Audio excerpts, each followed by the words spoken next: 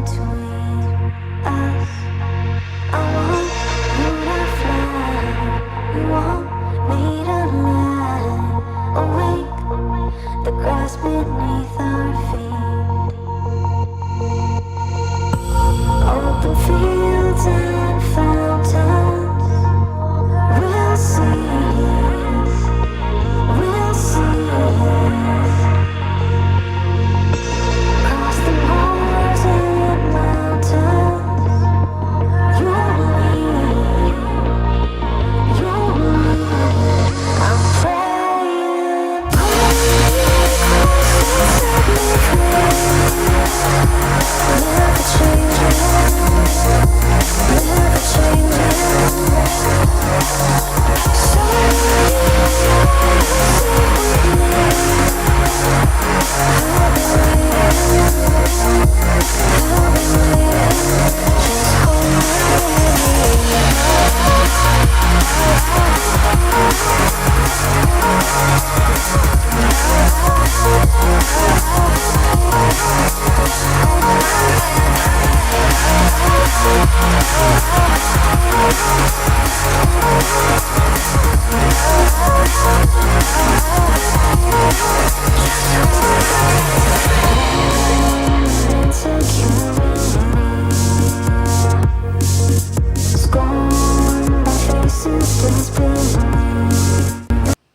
Check. Hey everyone, how's it going? It's Claire. We're back again for another live stream here on 343 TV. Really happy to see everyone here on YouTube. And yay, thanks for tuning in, everyone. I'm just going to run through the chat a little bit and say hi to folks. Greetings to Sam, Enigmatic Onion. Happy Monday to you too. 343 Labs, Thomas, thank you for being here. Dave is here too. Hey, Abe, thank you for the kind words, Abe. Yeah, so the opening music tune was actually one of my my original pieces of music that I might bring to one of the future streams. It's called Reverie, and that was released last year with the label Girl Gang. So I was really happy to be part of their compilation album. Yay! It was like for the holiday compilation, and the album was called Wreck the Halls, which I think is one of the best names ever for like a Christmas album. So there was that. Liana, hello from Greece, first time here. Hi, thank you so much for joining us. Welcome to the stream. I hope you enjoy it. Ben, the very amazing Ben Ang, certified trainer from Singapore, Ableton Certified Trainer. Stav, hi, how's it going? Really great to see you here as well. Ciao, hope everything's great over there. Max, yay, Max is our 343 Labs co-founder. Hi Max, thanks for tuning in. We've also got Sonic Walden. Hey, how's it going? Brock, hey, nice to see you too. Great to see everyone on YouTube. Again, this is 343 Labs, so we are a school that's based in, at this point, New York and Berlin and the greater online sphere. Our YouTube channel is youtube.com/343labs, which is where you are now for the full audio. That's where you're going to be able to listen to some vocal chopping that I'm going to do today. And maybe try this out on your own too. I was talking to a couple of folks over the week on our Discord, which you should join, 343 Labs Discord, and a couple of people were saying that they were following along in real time when I was doing the stream, and I thought that was really cool. So thank you for following along in real time. Very exciting stuff. Hi Todd, how's it going? Great to see you too. Max, I heard this was a good show to watch. You know what? I heard that a really good show to watch is this show it's hosted by someone called Max Wild, who happens to be like an Ableton certified trainer. Apparently it's on Thursdays. And it also happens at youtube.com/343labs. Another really good show is by Abe Duque, and which is another stream that happens on 343 Labs too. But yeah, everyone, maybe just kind of stepping back, especially for our friends who are here joining us for the first time, like Liana and anyone else who might be here joining us as a new person in our community. We love sharing information with people in the form of our daily streams here on our YouTube channel. So that's 1 p.m. Eastern time every day. You can be notified for whenever we go live next. So please do that if you haven't done so yet. It's probably going to be at the bottom of the video, and there is a red button that says subscribe. So if you click on that, you can also click on a little bell icon that'll pop up, and that way every time we have a show like this, you will be able to join us. So just something to keep in mind if you want to check out more of our different kinds of content and the different kinds of things that we are sharing with people. But really great to see everyone here. So this is the Monday show. This is Tips and Tricks, and it's covering most things related to Ableton Live, and that's kind of why I have Live up over here too. I am currently using Live 11, which is the latest version of Live that was announced. We are not sure when it's going to come out yet, but we're very excited for it. And I've been loving it too, just because there's a lot of different kinds of things you can do with vocals. In the last 2 streams that I did for Tips and Tricks, I talked a little bit about how some of the new features in Live 11 are super conducive for working with like audio takes and those kinds of things. And I showed last week's stream where I did like things like show take lanes and showing comping as well in 2 weeks ago, I think. So if you want to check those out, a great part about 343 TV2 is that all of our streams are archived. So you can go ahead and check out what they look like or what we covered in pre-channel as well.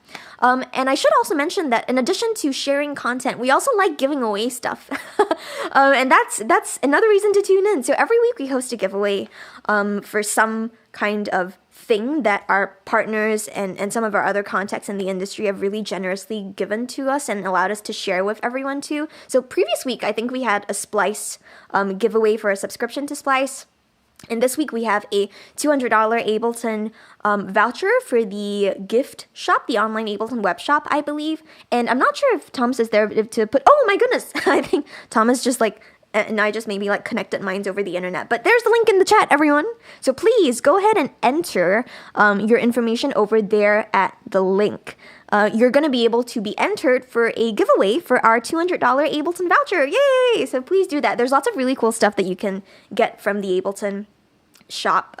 Someone just now earlier on in the day was asking me about like a book recommendation, and since I'm talking about like Ableton related stuff and books, there's a really great book called Making Music by Dennis DeSantis that I always encourage people to check out. So if you're curious about making music and different ideas, and specifically Dennis DeSantis' take on it, I would strongly recommend that book. So go ahead and check that out. And if you win, you can buy the book with the $200 there. The book itself is less than $200, so you'll still have additional stuff to throw out there and spend stuff on. But in the meantime, we're here today talking about vocal chops. If you have used vocal chops before in a production or performance, let me know in the YouTube chat. I love to get like a feel of how folks are familiar with vocal chops or not, which is totally cool. Max, Claire's working on a new Live 11 course for 343 Labs. Yes, totally. And it's going to be very exciting. It's going to be like a video-based kind of thing, but pretty excited for a lot of the new features that are in Live 11. In fact, one of these things that you see over here is a new device. So check this out. Over here on my screen, I've got it popped out. This is the Chorus Ensemble device, which is an update of the Chorus device that was in previous versions of Live, but I love putting it on vocals. So maybe at this stage, it's a pretty good stage to, pretty good point to recap a bit of what we did last week. Last week we talked about vocal effects and vocal processing, and we ended up coming up with this 3-octave vocal version of myself singing along to a part of a song that I wrote that was called Rewind. You can search for the song and look it up if you want to, but we're just gonna go ahead and play back, and let's see what we get so far. So here we go. Is it real or is it in my mind? I can't stop putting you on rewind. Wish I could let you go this time, but I keep putting you on rewind. Yeah, cool. So we got some pretty interesting like chorusy sorts of vocals. Now the original song that I did for Rewind, this is the chorus, and then there's kind of like a post-chorus synth thing. But maybe this time we can design a post-chorus that's perhaps centered around vocal chops. That might be kind of cool. So I'm going to walk you through a couple of processes that I usually do to prepare vocal chops. I think the beauty about using a lot of different kinds of music software, regardless of whether it's Live or Logic or any other software that you might be using, is that there are so many ways to do the one thing. So I'm just going to show you one way that I do vocal chops. Even within my own workflow, there's a couple of different ways that I do. But I feel like the way that I'm about to share with you is probably one of the most straightforward ways. It's going to involve a couple of things, and the first thing that we want to do is a as we did last week and the week before as well. Actually, no, it was 2 weeks before, which is printing. So here we go. I'm gonna kind of solo this main vocal line at the moment so that we can just listen to it without listening to the rest of the vocal layers and the chords. And that's really just to kind of check what is going on here. I actually only have 3 devices. I have an EQ8, I have a compressor, and I have a chorus going on, but I want to hear a little more clearly what is happening. So here we go. Let's solo this and let's play this back. Is it real or is it in my mind? I can't stop putting you on rewind. Wish I could let you go this time, but I keep putting you on rewind. Cool, so that's it. One thing you might have also noticed me do while I was listening back is I turned off, I turned off the activator buttons. I muted the reverb and delay going on because I just wanted to hear the vocal quality. But this sounds great. I would like to print this entire vocal chain that I have. So I want to create some audio that has, for lack of a better term, or it's not a bad term necessarily, it has the audio effects baked into it. So my EQ, my compressor, and my chorus are going to be baked into this. So I'm going to create a new audio track over here. That's going to be Command T or Command Shift T if you are, Command T or Control T, my goodness, depending on whether you're on a Mac or a PC running live. But let's go ahead and I'm going to call this Vox Print Chop as kind of like a preparation sort of thing. And what I'm going to do is take the audio from the Vox Print track. So this is a little bit of internal routing within the DAW. So let's do Vox Print over here. And let's arm the track. And now we can solo this, and let's take this post FX. That way we're going to be capturing the audio, recording the audio with any kind of effect of that. Okay, wait, I saw a couple of things in the chat.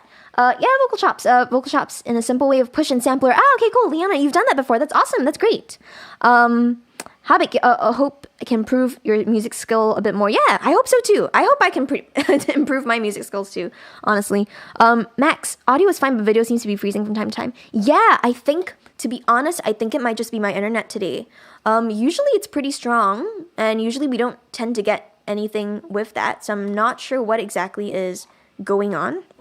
But let me see what I can do. Maybe if yeah, because I don't actually have a lot of programs open either. It's really just live and the streaming software, and that's it. And of course Google Chrome, so I can see people. And only one window open, so I'm not sure what's going on. I do suspect it might be the internet. But it's okay, we'll power through, hopefully. And we'll see what will happen. Cool. If anything goes wrong, I'll just scream. That's it. And we'll move on. So here we go. Let's go ahead and print. There we go.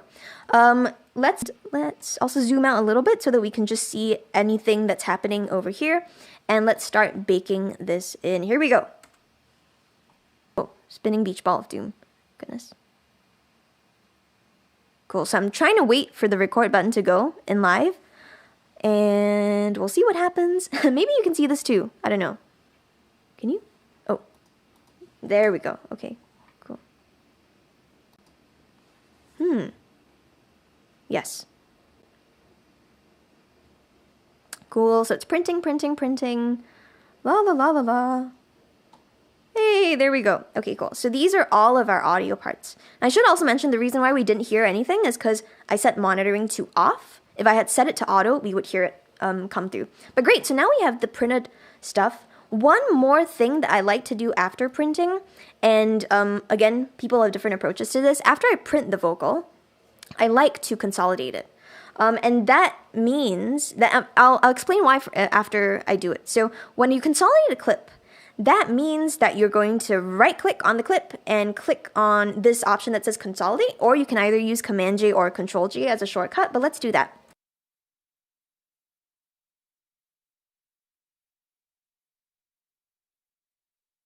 Yay, great. So why consolidate? Maybe this is a little bit more for like our friends who are either the CTs, or if you're a master like Abe, or if you're like super nerdy into audio like me. The reason why I like doing this is when you consolidate audio in live, you actually normalize it. So it's a part of the process. And this brings it up to it makes it, for lack of a better term, it kind of makes everything a little bit more even across the board in terms of volume. So if you check this out over here, when I click on this clip, Again, I'm trying to not be super nerdy, but I get very excited about these things. So sorry if it's not exciting to you, but I'll keep moving forward. When you consolidate a clip, you'll be normalizing it, and you'll be able to go into the clip. You can see now that my clip gain, if I double click on this, I can make sure that it's 0. And now all of my audio is a little bit more even, and it's got the EQ baked into it, it's got the compressor baked into it, and it's got the chorus baked into it. Maybe if people are interested in this sort of nerdy thing, maybe the next stream that I'll do is I'll talk about like non-neutral operations in live or something. I don't know. But let's listen to what this sounds like now. You'll immediately hear that it is louder. And we don't have any devices over here. You can see in device view, there's nothing, but we can still hear the effect. Is it real or is it in my mind? I can't stop putting you on rewind. Wish I could let you go this time, but I keep putting you on rewind. Great. Okay, cool. That's exactly what we wanted. This makes it a lot easier when you put it in something like sampler, which is a little bit of what Liana mentioned. When we normalize first, or if you consolidate it and therefore normalize, I find that it's a lot easier to manage the different vocal chops. So what I usually like to do after I've printed something out, before I even talk about that, when I'm making because I'm a vocalist, I find that it brings me a lot of joy to use my own vocals, but you can try this with any other kind of vocals that you have. You could record yourself if you are a vocalist, or even if you're not. It can also be really fun to try that out. Or you can always go to some kind of, I don't know, I guess like a sample repository of sorts. Music Radar is great. Splice is great for doing this too. You will be able to download vocal samples, and then you can chop those up too. So it's pretty much anything that you want to do. But great, I've got my own vocals here. I often like chopping myself. That sounds funny. I often like chopping my own vocals up. I'm going to right-click on it. Right-click on the clip, the audio clip. And there's a really great option over here that I feel is sorely underutilized, but I love using it. And I think Abe might have heard me do this before, because we talked about it at one of our Ableton user groups, which 343 Labs also hosts, I should mention. We host the New York Ableton user group.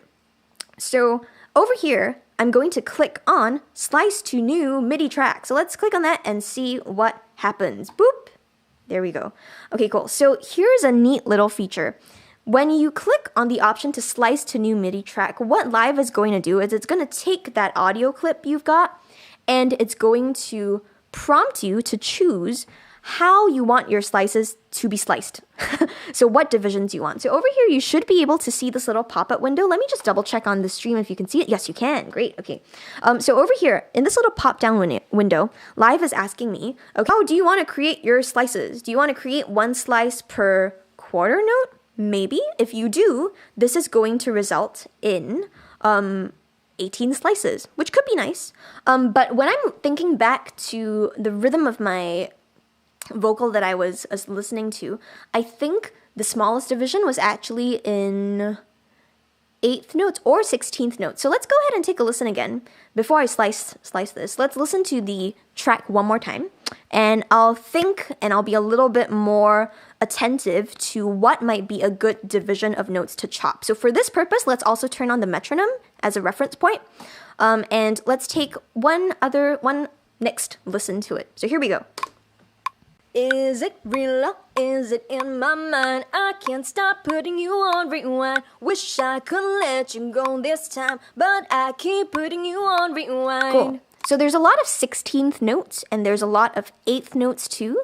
For this purpose of vocal chopping, I think I might want to grab more of the 8th. Let's do what I just did. Right click, we'll do slice to new MIDI track, and let's click on this drop down menu. Instead of having it as a quarter note, let's do it by 8th note. Now, before I do that though, I'm going to go ahead and also briefly speak about this other option that you have that I find very useful, which is slice per transient. I've talked about transient detection before in previous seasons of 343 TV, but just to put everyone on the same page again, in a very straightforward way of thinking about transients is really kind of the loudest point or the onset of a certain sound. So that could also be a really great way of slicing by. For example, in this case, if I did slice by transients, I think I would probably get a pretty good variation of slices just because of the way that my words are being enunciated, right? So the initial part of the vocal phrase, if you haven't listened to the vocal phrase enough, we've listened to it for like 3 weeks now, I think. But the first part of the lyrics are, is it real or is it in my mind? So whenever I say the word is has a very good onset. So live would probably be able to detect that pretty easily. So great. We could do that, but I wanted to do eighth note, so we'll keep going with the eighth notes. Yay! And then we can also choose different kinds of slicing presets. Without going super in depth, I generally like to leave it as built-in. I think that's pretty neat. And let's see what happens. Let's click OK. So live will do its thing a little bit, so we might see another menu pop out, just like we did just now when we were consolidating stuff. So let's see what we got. Cool, just clicking OK. Waiting for live. Live's a little slow today, so maybe it's... Ooh, no, it's not. The moment I said that, it did its thing. I feel like sometimes it just needs to be like gently prodded. But here we go. So now we've got these slices. How many slices do we have? We've got 16 plus 16, so 32 plus 3. 32 plus 3, 35. Yeah, 35 slices. And you can see them even named with the number as well. So now, each of these different slices, I'm going to solo this track instead and unarm that track. Each of these slices in this new MIDI track that Live has automatically created for me should correspond to some kind of sound. So, yeah! Great! Okay, cool. This is something I brought up to a couple of our friends who were in a workshop with us over this weekend. We had some free classes. That's another thing that we do. We do so many things at 343 Labs. But over the weekend, we had some free classes where I spoke a little bit about good visual things to look out for inside Ableton Live. One of them being a sideways triangle. Usually, anytime you see a shape that corresponds to a sideways triangle pointing to the right side, that means that you're going to be able to play something. So, there's the is, yay! Or half of the is. I think like the main onset might have gotten cut off a little bit, but that's okay. Yay! Now we got all of these different great examples of this. So that's like the first step for vocal chopping. Or the first couple of steps, right? We did a number of things. Printing the vocal and consolidating it, being able to slice that to MIDI. But great, we're kind of well on our way. I'm going to just pop over into the chat a little bit because I know I haven't taken a look at it in a minute. So let's just see what's going on. Yeah, lots of stuff. Liana, I didn't get how the print happened. Oh, okay, cool. So that's something that we actually covered in a previous stream. So if you want to look at the previous stream, you can also go into that. But I do think it's important. So let's take a look at it again. That's a great question. So as far as printing goes, it's really just a fancy word for kind of recapturing some kind of audio, re-recording. What we're doing is that in the input and output section in Live over here, we're taking in the audio from another track. So if I wanted to say record a vocal, an external input with a microphone, right? So that's what usually happens when you're in the routing section here in Live. But in this case, I'm not recording a vocal. I'm recording the audio information from another existing track. So because of this, before I print something, I need to make sure that I am taking the information, the audio information that's incoming from the right input, which in this case was the Vox print track, the first print track. So Vox print. And then I would be able to record whatever is coming in. So that's something just to keep in mind. Something else I like to do is I usually tend to select post FX because post FX is going to capture everything that's a device like after the vocal, but it's not going to be by the mixer volume itself. So that's just something to keep in mind. Liana, it was it totally can be resampling too. You can also do the same thing by using Live's resample function. I really do think it's up to you. Generally, if I know that I'm recording a specific track, I don't use resampling. But if I'm recording multiple tracks, then I would resample. So it's a little bit nuanced in that way, I think. And like I said, there's so many approaches to doing the same thing, right? So you could absolutely use resampling if you wanted to as well, as long as it works for you. So I hope that cleared things up a little bit. Oh yes, okay, cool. I just saw a couple of people helped to clarify that as well. So thank you for clarifying, everyone. Clarifying. That's great. Any other things going on? Ooh, Sonic Walden, is it possible to combine different slicing methods in one rack. I'm not sure exactly what you mean by slicing methods, Sonic Walden, but maybe what I'll show you next might answer your question, perhaps? We'll see. Liana, what's the difference between resampling and recording from another channel? In quality, no difference. Yeah, it really depends on how you route audio. The main difference is you, the user. The you. Okay, cool.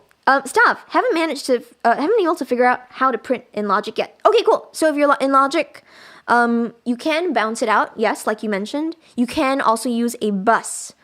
This is not a Logic show, but I am an Apple Certified Trainer, Apple Certified Pro as well. So in Logic, it's either going to be you bounce out the audio, you export a specific track. So you can also bounce a specific track. You can also bounce audio in place, or you could also, like I said, use a bus. Ooh, Tetro! Yay! Give it up for Tetro, everyone. He is our wonderful creative director at 343. He also hosts the show tomorrow, which I'll be speaking about at the end of my show today. It's called Tetro Talks. And tomorrow we have a very exciting guest. So make sure that you subscribe and that you like our videos and you turn on your little notification bell to be notified of when Tetro hosts his show tomorrow on our YouTube channel. So Tetro Talks, good stuff. Sonic Walden, well, transient or note-based. No, you cannot do that if you slice to MIDI. But you can shift things around. So let's even go ahead and try that out. Before I do this, I'm also going to just keep organized. So I love keeping things organized. I'm going to rename this track, and I'm going to call it Vokes Chops. Let's also go ahead and color it a different color. So right-clicking on the track name. Vocal chops, when I'm ever doing them, I usually think of them as some shade of green. So let's go ahead and do this. And let's also assign track color to clips. So this way, any other kind of clip that we make, well, actually, we didn't have to do that. But anyway, you can do that. Let's go ahead and maybe dive a little bit more onto the thing that Sonic Walden was doing. Ooh, but before we do that, yes, thank you, Tetro, for the reminder. So 343 Labs, like I said, we do a lot of events, right? One of them is a beat battle that we are doing next week. So yes, we will be doing a beat battle within Discord. So join us on our Discord, everyone. I'm not sure if Thomas from 343 Labs is there. If Thomas, if you could put in the Discord link in the chat, or maybe anyone else who's already on Discord in our Discord community. If you have the link, feel free to drop that into the chat, and we'll bring some more folks there. But yeah, Tetro and myself, we will be judging the beat battle, which I'm very excited for, and I'm excited to hear everyone's music that's going on. So let's go ahead and we'll see if we can drop. I'll see if I can put the link in if we're not sure where the link is at the end. But in the meantime, we've got the vocal chops, right? So Sonic Walden's question about changing the different kinds of detection. You can't really do that from slice to MIDI, but you can absolutely still edit a slice after it's been sliced, right? Because slice to MIDI, the great thing about it is that it's non-destructive. So this means that if let's say I double click on one of these slices. What's that? Okay, that's the initial is.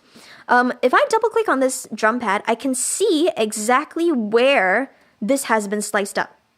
And if I want to maybe shift the starting point of this slice, I can do that. So I just did a bunch of things at once. Sorry, I'm going to redo that again. So initially, we couldn't see this. We couldn't see the sample itself, the chop itself, because all of the little pads, the drum pads, were all kind of closed up. So if we want to see something, we double click on that. So slice 2. And once you're inside that, here's a fun fact.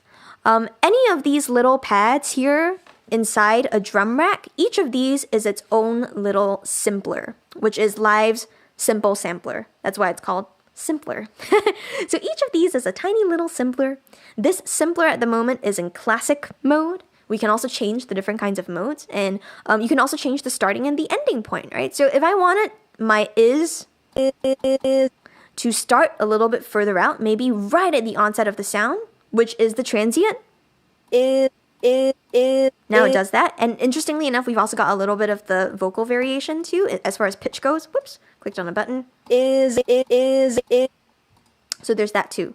If I want this to be a one shot, so I want to just click on the slice once and have it play all the way through, I can do that too. I can change this individual little simpler to be in one shot mode. So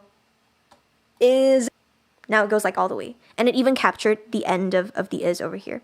But I did like where it started. So I think I want it to start over here. My is.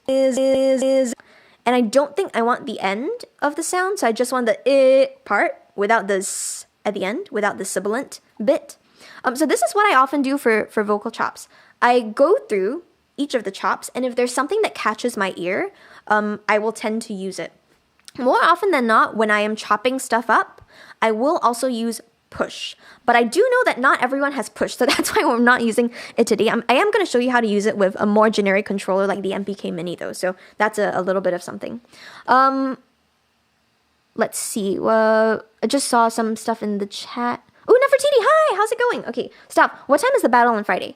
That's a good question. I think it's in the afternoon Eastern time, but the full details, including the time and like the deadline for submitting stuff, will be in Discord. So go ahead and check that out. Welcome. Cool. So here we are. We've got it. Okay, cool. Oh, wow. I just, like, I think I chorused with myself. Whoops. But let's go ahead and, again, tidy things up. So instead of this just generically being slice 2, like whatever that means, right? Let's call it is. I always just like renaming things and making sure everything is super organized. Because the more organized you are and the easier you can find things around, the faster I find that workflow is. So I'm just going to type in is, but I'm also going to bracket the S. Because there is no S, right? So great, we've got one of these sounds. Something else that I also occasionally do is if I notice that there is a discrepancy in how loud a sound certain is, especially when we start bringing in the other types of sounds, right? I might even opt to normalize the volume within the clip. So if you right-click on the audio information in the slice within Simpler, you have the option to normalize the volume. So let's see what happens if I right-click and click on Normalize Volumes. There we go. Bump it up. What that's actually doing is from inside Simpler, your sample volume, the gain's being upped. So over here, notice how now our gain says 5.0 dB. Before, it said 0. So I'm going to undo that so that everyone can catch that again because it happens. It's a little kind of sneaky thing that happens. One of my favorite like sneaky little things about live. But if you right-click on it, normalize volume, right now gain is 0. Now gain is 5. But I find this a lot easier to manage, especially when you start getting into compression of this entire like vocal chain and stuff like that. So here is our louder normalized I now. There we go. Cool. So I'm also going to now bring down the vocal chop volume. You don't have to do this, but I find in my workflow at least, I've found gain staging to be super valuable and really good for being able to kind of have a good workflow that is organized to some degree. Something else I'm also noticing, which maybe you might have too, is that when I play the sound, when I play the there's a little bit of a tiny click at the beginning. So I'll play this for you again. And you know what? I might even just bring the volume slightly higher so that you can hear the start, the onset of the slice, as well as the end of the slice. So there's like a tiny click. And even the end, even though there isn't a click, there's a little bit of a weird ending that is a little more prominent than I would like it to be. So what I'm going to do in this case is I'm going to use these useful controls over here within this vocal chop itself.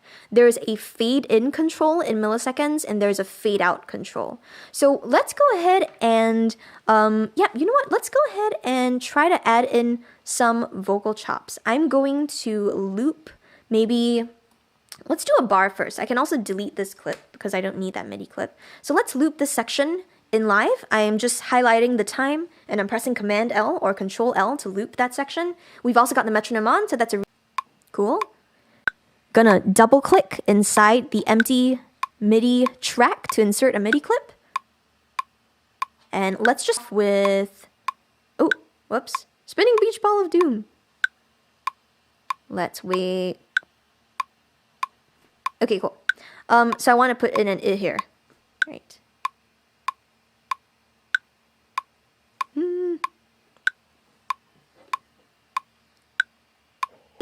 Okay, cool. There we go. And I also have my draw mode on. Great. So now that I have that put in, let's adjust the fades. Let's do the fades in and fades out.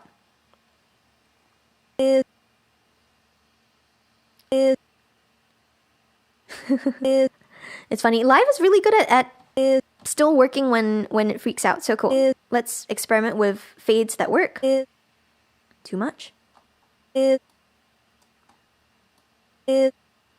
That's good. I like that. Cool. So we've got that. There's our first one that's going on. And I would pretty much do the same thing for a number of other chops. So we might even find some other things and see if we can find some good sounds to use for chops. So this is more of the technical side of things. From a musical sort of perspective, I find that one really good thing to consider when you're making vocal chops, and something that maybe a lot of producers kind of unconsciously think about anyway without really naming it, is vowel sounds. It's really good to have different kinds of vowel sounds for variation, I find. And one of my favorite ways to just start with vocal chops and deciding on which ones to use is to just listen for the vowel. It's really hard, not to say that you can't, but I often find it really hard if you're just making a chop with like a consonant type of sound or some kind of sibilant. Like, I'm not sure if it would be good to just make a bunch of vocal chops with a bunch of like s, s, s, and t, t, t, t, t. Although that's a good place to get some percussion from, which I've done before as well. But vocal chops, because you want to kind of get that human touch to it, for lack of a better term, vowels are really good to kind of consider. And this is also something that maybe a lot of folks don't think about too, but there are certain languages I've found that have really interesting vowels that are better. For example, there was a remix that I did a couple of years ago for an amazing artist called My Brightest Diamond. I'm a big fan of her. And she did a wonderful song called Champagne that was in both French and in English. And I did a remix of that song that I really enjoyed making. It was one of like my funnest remixes that I've ever done for an artist. And I used the lyrics, the lead vocals from the English version, but I took the vocals from the French version and chopped those up because I liked more of the vowel sounds from the French language. So that's something to consider too. Depending on what language you're speaking, you can have very different vowel sounds. A good example of this is actually even with is, right? So in the English language, is sorry, this is like revealing all of my theater training and like what vowel stuff. The way that we say is a little bit more centered in the mouth. Korean, there isn't really an equivalent of I. So instead, the only kind of chop sound that you might be able to get from that language is E, which is also fine. It's like a longer, it is slightly shorter in a way, but it's a different quality of the E sound, right? So E versus I.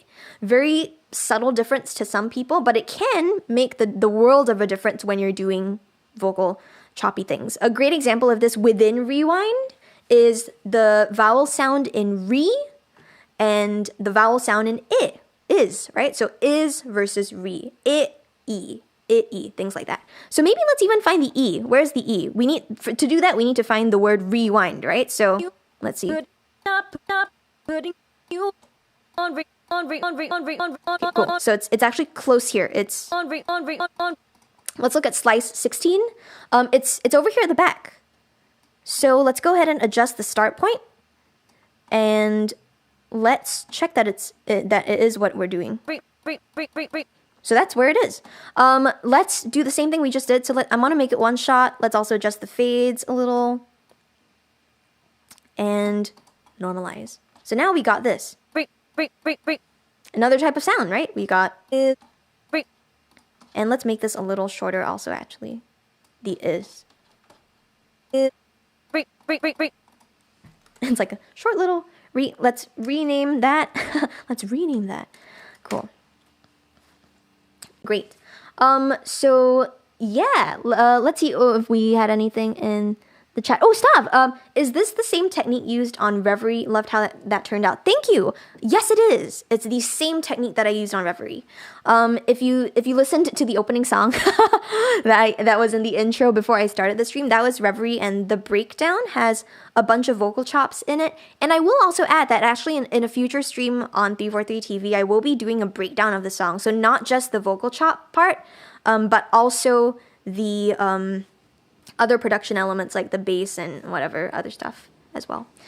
So great, we've got the and we've got the re. So let's start doing a couple of other things. Let's do like a bar. Where's our re slice? I think it was a little bit further on the top. This is why renaming is important.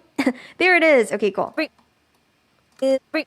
So we got 2, which could be interesting, and I might even, you know, not do these later if I don't want to use them. Let's find some other sounds, right? So I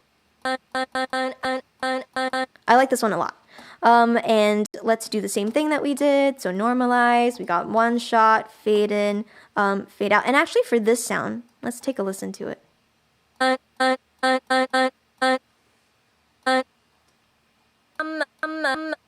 Cool, so this is actually mined. So I'm just gonna do I over here.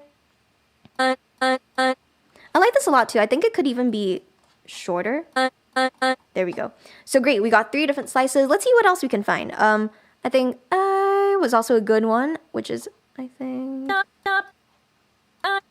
There we go. That was another I-ish type of sound, although a little bit different also just because of the nature of the word. So normalize. You can kind of do the normalization, the fades in and fades out in any order that you want to, so it depends on what you would prefer. But I think for this, I also do want to catch a bit more of the end. So...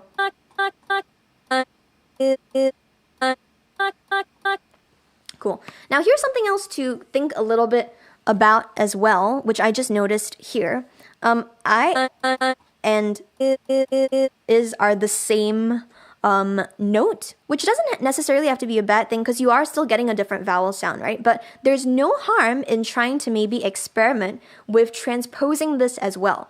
So just to kind of put everything on the same everyone, excuse me, not everything, everyone on the same page. When you transpose something, all that we're doing is we're taking a sound, or it could even be a MIDI note or anything. You're taking something and you're either making it higher in pitch or lower in pitch. So if I suddenly make it that means I'm transposing it up. Or if I'm moving it down and making it lower in pitch, then I'm transposing it down. And we can do this from within each of the little simpler controls too, right? So to do this, you know what? I'm going to head back over here. Let's delete whatever notes we had. Also going to close up the velocity editor stuff. But let's get our I sound. Let's find it. Here it is. Yeah, cool. So... let's transpose and see if we can find something that we like. So that's C sharp. Here's D. That's pretty cool. I think that's an E flat. So cool. So now we have 3 variations, right? We got the that's actually a minor chord. Maybe we could do like let's do like a minor 7th kind of thing, which means that we'll need a B flat somewhere. Before I look for that B flat though, listen to this.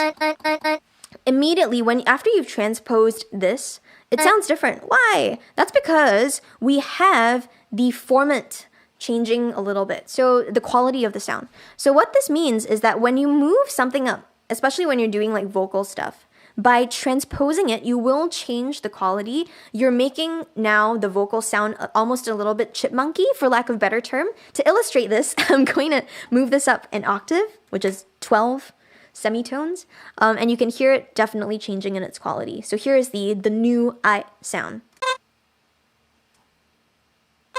And it's also getting a little grainy because of our current warp mode, which we've also talked about in previous streams. So not going to go super in depth into that, but maybe for this we can experiment with a different warp mode. Maybe let's even try complex. Yep, there's our chipmunks. Let's get even more chipmunky. Ooh, and that even sounds like a synth, right? So oftentimes that's actually how I even make my own synths. A lot of people ask, like, how do you get interesting sound design stuff? You can do lots of great stuff with vocals. So the voice is a really wonderful type of instrument. Even if you're not a vocalist, just recording yourself doing something like da or something, you can totally make that into your own sampled instrument. But great, we wanted this to be just +3, and I think I would like to keep it on complex. I think that would be a good one. So cool. Let's find cool. This one's cool. This is which is the sound in stop. So let's use this one too. I'm gonna call this okay. Which is not O, but it's like It's cool. So here, same thing that we're gonna do, normalize, fade out. This one I might even just have it start a little more here. Or here. Let's see. Oops. There we go. But you can hear the onset, so we'll fade that in. And for this one, let's use the up sound for the B flat, that minor seventh. If you're wondering what I'm talking about, for like minor sevenths or all of that, a really good place to go would be Max's stream, because he does a lot of theory stuff. I wish we had more time to do this, but I do want to make sure that I at least show you a bit of how this works. So great. We have, let's do, so let's shift this up a couple of semitones. Great, and we'll also change it to complex. So let's move this a little here. And might even do this. It's still got a little bit of graininess, but you know what? Maybe that's okay. Maybe that could be a part of it. But let's try. Or we can even shift the end in this case. So all of these things that I'm doing are pretty much the normal things that I would do anyway, even if I wasn't, say, streaming with all of you. So there's that. Cool. Yeah, you know what? I actually kind of like the ending. Maybe let's stick with that. So the grainy part adds a little bit of interest. Okay, cool. So we got our minor seventh thing going on. Now we can start doing a little bit of, say, the rhythmic part of stuff. And the great part about this is that we've got the 4 options that we have, right? We also had re, but I think I want to use the main ones that we had. So let's go ahead and take a look at our sounds. There is I. What our first one is the it, right? And maybe let's put the it here, or let's flip this, and then we'll think of something good. Cool. Cool. So I think this might work.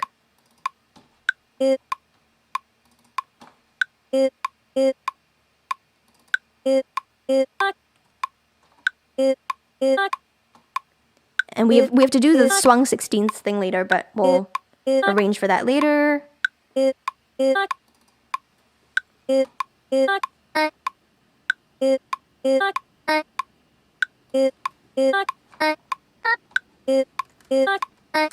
Cool. So we're going to quantize these to 16th note triplets. And now you can hear that they've got a little bit more of a lilt to them. And we've got a very basic sort of vocal choppy pattern going, right? So now what I usually like to do very quickly, because I know I only have 10 minutes left, is that I still do like to process my vocal chops a little bit after that. One thing I was noticing as I was doing a lot of the chopping stuff is that there are a couple of, a little bit more of like the lower frequency stuff that comes in, and I don't necessarily want that because I kind of want this to be more of really an instrument as opposed to actual vocal sounds.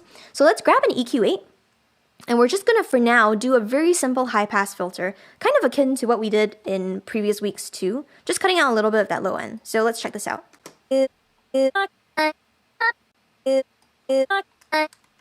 Fine-tune some stuff. Over here.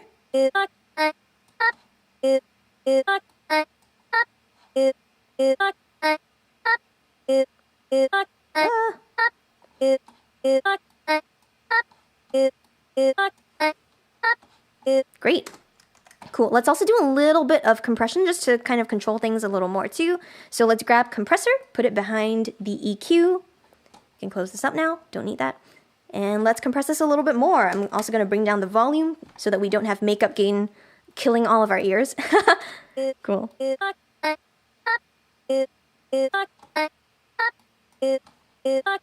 Cool.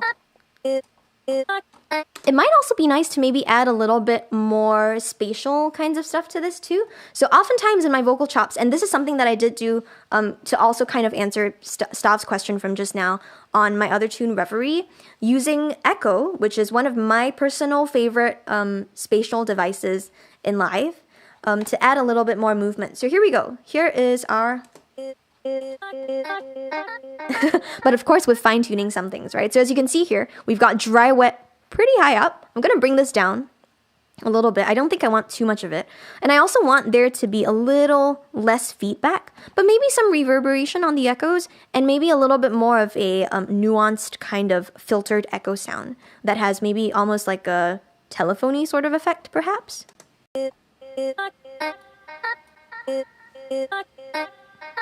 So you can kind of hear that the repetitions of the echoes now are treated in a little bit of a different way, which is very cool. So let's also change the rhythms over here. Right now we have the echoes going in dotted eighths, but I would like them to be maybe in just the regular eighth notes. I think might be kind of fun. So let's just do notes, and let's see how this sounds like. If it doesn't sound good, we can always switch it to a different division of time. So that's really neat too.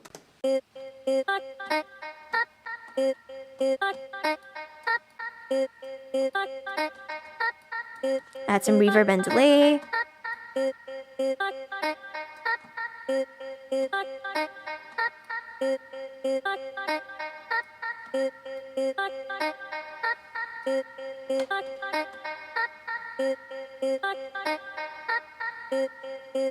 Cool. Do some tuning stuff.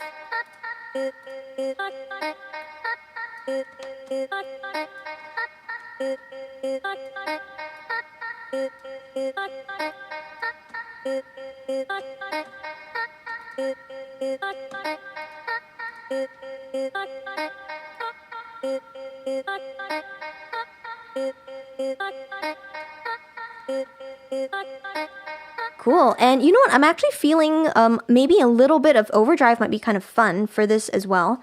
Usually for vocal choppy stuff, I tend to get a little bit more free-ish maybe with the types of, free is probably the wrong word, but I tend to be a little bit more open to using different kinds of effects. That's what I was looking for.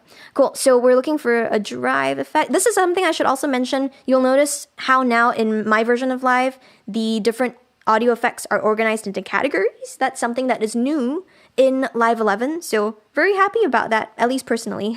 I know some people have mixed feelings, but great. I want the overdrive to be before the echo. So now we can adjust it a little bit. And I also do kind of, in my head, I'm thinking that I would envision it around like a mid-rangey part. And we can also adjust dry wet, of course. So here we go. I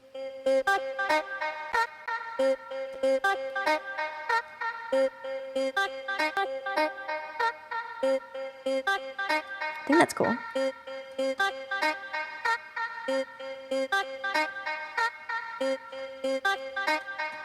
Yeah, okay, cool. So that's like a very basic kind of way to do vocal chops, everyone. I wanted to leave a couple of minutes left for some questions that I have, because I haven't checked out the chat in a bit, but great. So we did quite a lot of things today. We might even be able to say, listen to this. Yeah, let's try to listen to it. So as far as the vocal chop stuff goes, let me go ahead and just quickly make a copy of these over here, and we'll listen to, I guess, everything at once. And we'll have these come in at the end. Let's see what we get. I don't know if it'll be good. Maybe it won't be, but it's okay. There's always room to keep like developing stuff and keep working on different things. So maybe this is something that I would continue doing. We'll see. I don't know. Well, let's go ahead and duplicate these. So we got a couple of them. And let's take a listen. Maybe we'll get something good. Is it real or is it in my mind? I can't stop putting you on rewind. Wish I could let you go this time, but I keep putting you on rewind.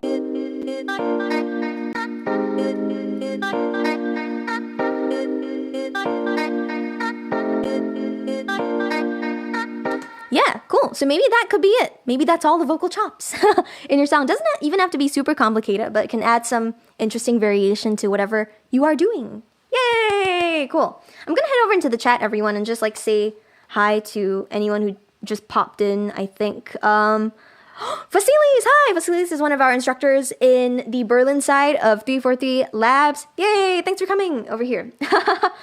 Yes, totally. Vasilis actually did a really cool kind of behind-the-scenes remix of Rewind. He and I are part of like a producer group of friends who regularly kind of challenge each other to make music. So Vasilis did something that was really amazing and just like, I loved it so much. So thanks, Vasilis, for being here. Hi to Shah. Hey, cool. Thanks so much for popping by. Liana, apart from our ears or the Ableton tuner. Okay, cool. So something I should also mention, it's the live tuner, right? I mean, I don't think I've mentioned this yet in today's stream. It wouldn't be a Claire stream if I didn't say this at least once. Ableton is the company and Live is the software. Cool. So the question, apart from our ears or the live tuner, which is not always working, is there any other effective way to get the name of the note? Yeah, absolutely. One way that I like getting the names of the notes too is to really just have another track set up with some kind of piano sound on it. And then using, I guess it also does have to do with using your ears, but you will be able to kind of compare a sound against another sound, and that's a little bit easier than just like listening to something and arbitrarily getting that note. So if you have a piano sound and if you're able to call that up, it's really good to be able to use that as a reference point. Something else that I would recommend, though, is just regular practice and being able to kind of identify keys of songs. This isn't really related to Ableton Live per se. It's more of a broader music theory and I guess exercising that production muscle thing that I encourage for a lot of my students. But really, the more you practice things like key identification, chord progression generation, all of these different kinds of techniques, the better you get at them. There's really no like short answer to that. So if you want to get quick at identifying notes, do a lot of that. I will also mention that I don't have perfect pitch. Someone asked me about this before. I don't. It's just really a lot of practice, and like the more you listen to something, the more you're able to tell what note it is. And Sha, love how Claire also shares other elements like theory. Thank you so much. Thanks, Sha. I try to make things relevant just because it's very frankly, everyone's kind of at a different stage in where they are, right? So trying to accommodate for everyone, but I'm glad that you kind of enjoyed the stuff inner spliced in. Let's see. Thank you, Liana, for your kind words. And Sha mentioned MuseScore. Yeah, MuseScore is a really great notation software also. That's, I think, a really good option for being able to, if you want to write a specific musical score and have different musical notes, that's a really great way to do that. Yeah, great. Lots of wonderful vibes over here. Stop. Are you trying to make me switch to live? No, actually, I would strongly encourage, and maybe this is the part that people might be surprised by, but I always encourage people to use like multiple DAWs. I think it's always good to know more than one because, hey, if your main DAW fails and you don't know how to use anything else, what are you going to do? So use multiple DAWs. I love using multiple DAWs. I use Bitwig, I use Live, I use Logic, I use Pro Tools, I use Cubase, I use Reaper, I use Reason. Just make different kinds of music and different kinds of software. It's fun. And it gives you, I don't know, happy like changes. The best way to make something boring is to never change anything at all. And maybe that also kind of relates more broadly to music in general. But yeah, thank you so much for being here. We're kind of at the end of the hour. It was really great to see everybody. And yeah, we will be doing more of this next week, hopefully, and the rest of the season 3 of 343 TV. I'll be doing a lot of things related to devices in live coming up. So like specific kinds of categories of devices, which I think might be a bit more useful if you're ever thinking about, say, using effects in a certain context. So please look out for that. But in the meantime, thank you again, everyone, for tuning in. Don't forget to enter our giveaway and also come and join us in Discord for our beat battle on Friday. Really looking forward to that. Tomorrow at 1 p.m. we've got Teacher Talks, and we will see all of you again at 343 Labs. Bye!